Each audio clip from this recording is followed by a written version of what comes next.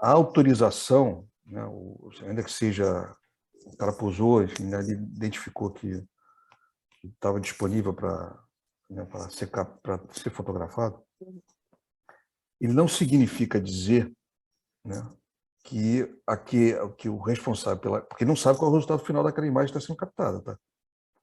Quem está sendo fotografado não sabe.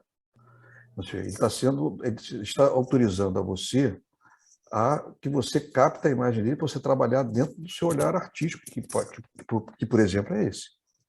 Então, assim, o fato de você captou ali na rua, naquele lugar, não significa dizer que você só pode reproduzir aquela imagem dentro da rua, naquele lugar.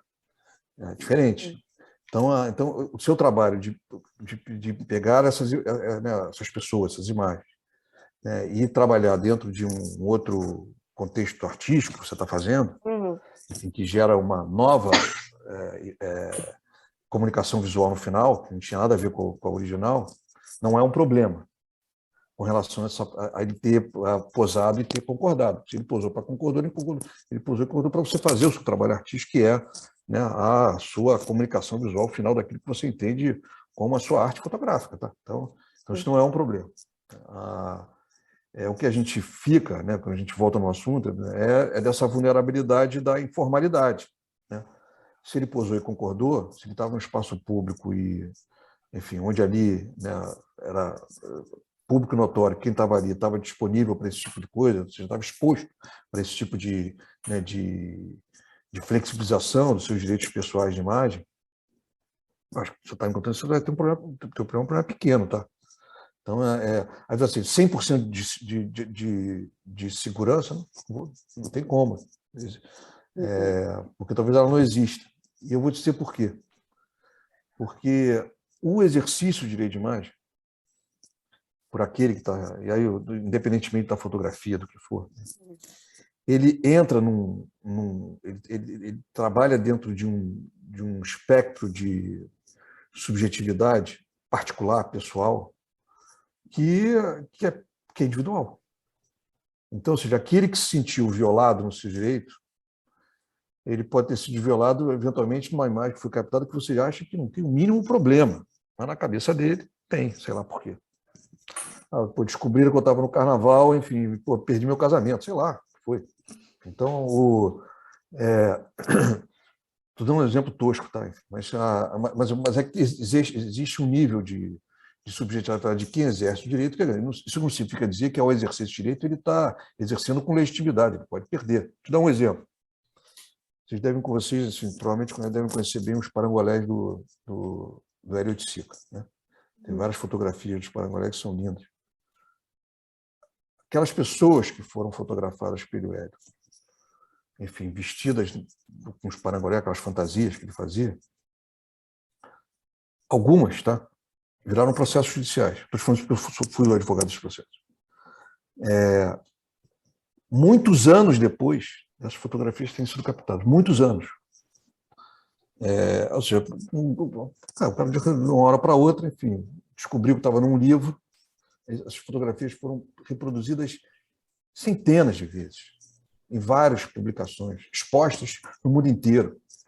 Enfim, incluídas em conteúdos audiovisuais, amplamente utilizados. O cara, depois de 20 anos, resolveu reclamou. A trocação ganhou? Não ganhou.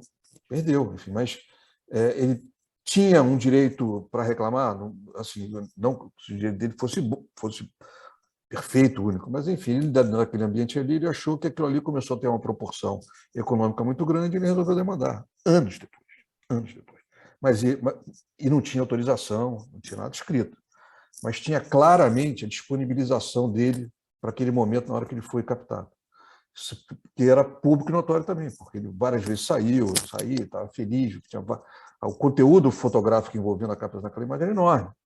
Então, enfim, ele resolveu não gostar depois. Você vê como estou dizendo o seguinte, segurança 100% não tem, né, por Só se conta tiver justamente autorização, né? desse nível de subjetividade. Então, mais uma vez, o exemplo que você está me dando, a forma como você está trabalhando isso, eu, ao contrário da sua preocupação, ia ter menos. Enfim, parece que você está eu diria para você, vai em frente, entendeu? Acho que vai dar certo, né, É filho? um Então, trabalho bem bonito, que a alegria das pessoas, né, que eu consegui captar, que pararam na minha frente, fizeram pose, e eu apertei o botão, eu cliquei, como se os, estivessem me os, pedindo os, para os, fazer a foto. Nossa, eu tô aqui para isso, né? Inclusive, eu tenho uma foto de um fantasiado de fotógrafo que me fotografou e eu fotografei ele no carnaval também, entendeu? Assim, é você entrar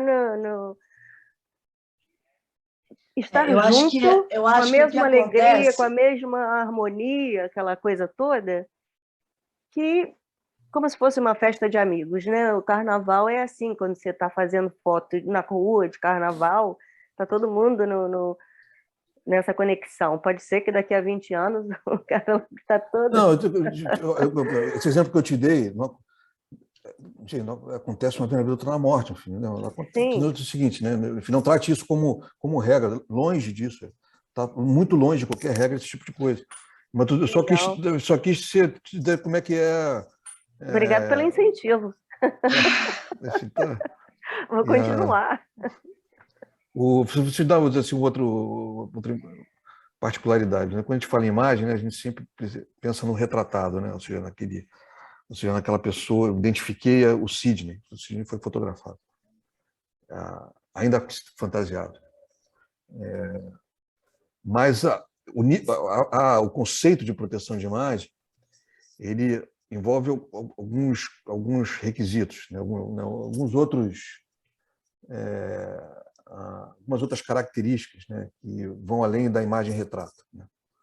A gente chama de imagem atributo, né? Que, eventualmente você faz o uso indevido da imagem daquela pessoa, mas, além disso, desvirtuando a sua, por exemplo, trajetória pessoal, enfim, se for uma pessoa pública. Então você está ali, né, ali maculando, enfim, falando uma inverdade daquele atributo que aquela pessoa tem. E, eventualmente, você não tirou a mensagem, a fotografia não foi do retratado facilmente identificado, mas, eventualmente, de uma outra característica física dele, né? Uma tatuagem, sei lá, se tiver uma característica do corpo, né? Enfim, isso, né, está protegido dentro do conceito de imagem, né? E aí o que significa dizer, não, cortei a cabeça e resolveu o problema. É lógico que dificulta, né? Enfim, mas não resolve o problema, porque o que está protegido é isso, é a pessoa dentro das suas todas as características, do dedo do pé ao último fio do cabelo. Então, ou seja, se eventualmente, né, alguma característica é captada, enfim, que gere algum tipo de violação a esse direito pessoal ou algum tipo né, de da necessidade de algum tipo de autorização, ainda que não seja a pessoa fotografada, o rosto dela, enfim, aquele outro atributo que ela tem, né, merece o mesmo tratamento e o mesmo padrão de proteção. É só uma observação assim, porque isso tem histórias, né? Enfim, as meninas fotografadas na praia, né, com seus atributos físicos, tem ação judicial, enfim, gente que não aparece, enfim, mas os atributos físicos aparecem. Então, ou seja, você teve ali, né, um avanço numa individualidade, né? Essas ações, normalmente, todas elas são vencedoras de quem reclama. Então, dizendo o seguinte, que, evidentemente, quando você trabalha a obra fotográfica, enfim, de forma a deixar o menos perceptível a imagem, ótimo, enfim, porque você vai resolver parte do problema. Enfim, até para aquela demanda, enfim, ela perde importância, perde valor. Mas não é necessariamente o retratado o rosto, né, que define o uso indevido da imagem, pode ser outra coisa. Vale para homem e para mulher. Minhas imagens pegam bem o rosto, o corpo inteiro e às vezes só meio corpo, mas sempre com... Eu estou dando... Esse o meu Sim, comentário não tem nada a ver com o que você está fazendo, tá? É uma outra tá, coisa, só para assuntos que a gente vai tranquilo. lembrando. Enfim, eu vou... Vamos passar para Obrigada. Eridan. Deixa eu tirar aqui meu... Eridan, abre aí seu microfone, querida. Abre. Boa Alô noite. a todos. Oi, Bess, boa noite, bom te ver aqui. Estou chegando agora, depois de muito tempo, aqui para participar dos seus lindos eventos. Obrigada, querida. Sidney, um prazer te ouvir. E, da minha parte, você já está convidado para outras sessões aqui no Segundo Olhar, porque esse assunto não acaba. Não, com Não certeza. acaba. Esse é um Com certeza. assunto que interessa a todos e todas, e eu tenho certeza que a Estela vai nos dar outras oportunidades conforme a sua agenda aí, Sidney. Será um Aí prazer. você já está convidado, Sidney. Que a gente pode fazer pautas sobre esse assunto, porque esse tempo que a gente está conversando aqui, a minha cabeça já passou tantos casos, já passou Imagino. tanta coisa. E eu sou um aprendiz de fotógrafa há quase uns 20 e tantos anos, mas eu me dedico mais à gestão, né, como curadora, a Estela conhece. E eu converso muito com fotógrafos, dos mais conceituados aos jovens que estão chegando. E todos eles estão completamente perdidos nessa história, porque você falou uma palavra que eu uso muito, que é a questão da subjetividade. Né? Explicar para as pessoas assim, olha, você tem que tomar muito cuidado com o que você faz, quem você fotografa.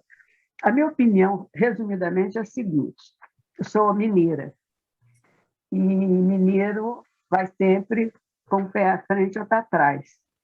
Eu acho que tem-se que levar, sim, um formulário Sim, para autorização. sempre É um conveniente. trabalho? É trabalho. Não dá trabalho. Você pega um modelo básico que um advogado, né, possa fazer, tira 50 cópias e vai para onde você quiser. Se a pessoa não quiser assinar, bom, está descartado. Ou, como você disse, é um fator de risco que pode ser usado. Porque mesmo com essas autorizações, eu penso que lá na frente pode ter problema, que é Sim. onde eu não vejo Não um tem, caso. não tem 100% de segurança. Não há, você falou isso aqui também.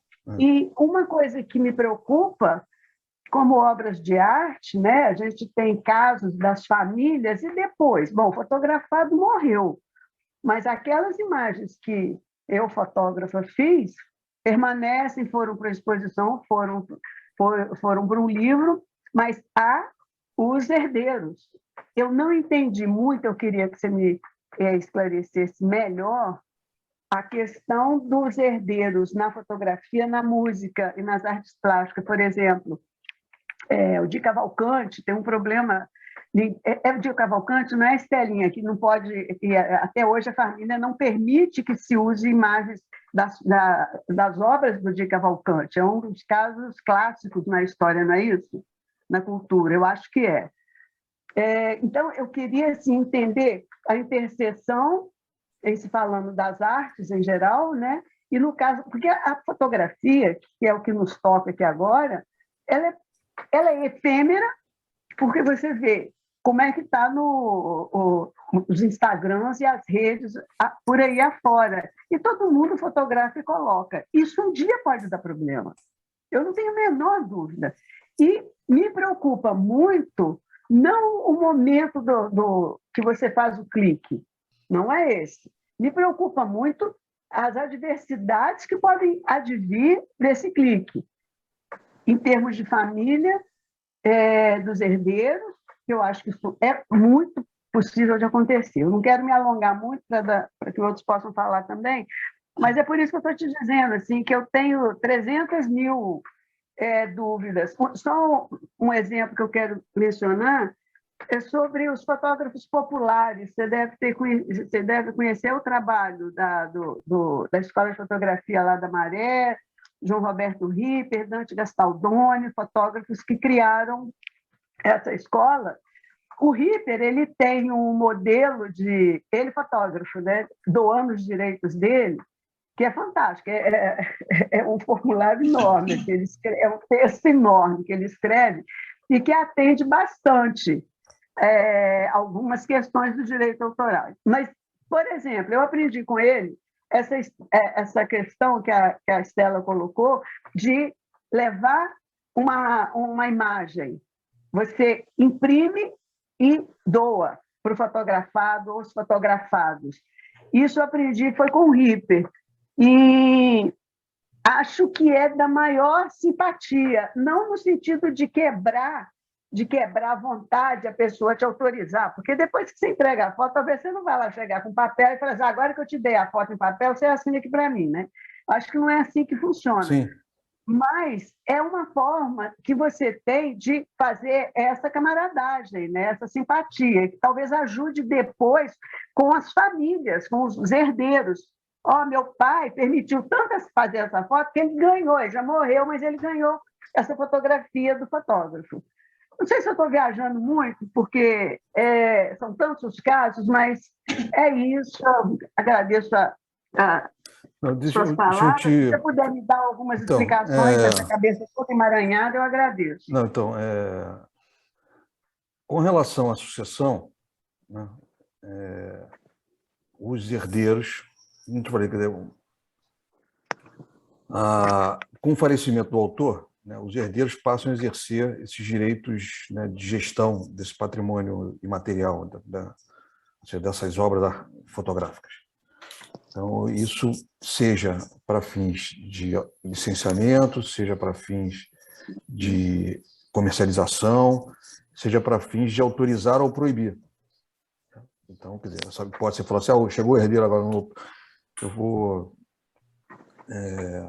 não pode usar porque meu avô, meu pai, falecido não autorizou, ele tem essa prerrogativa, porque dentro da associação civil ele passa para ele esse tipo de gestão.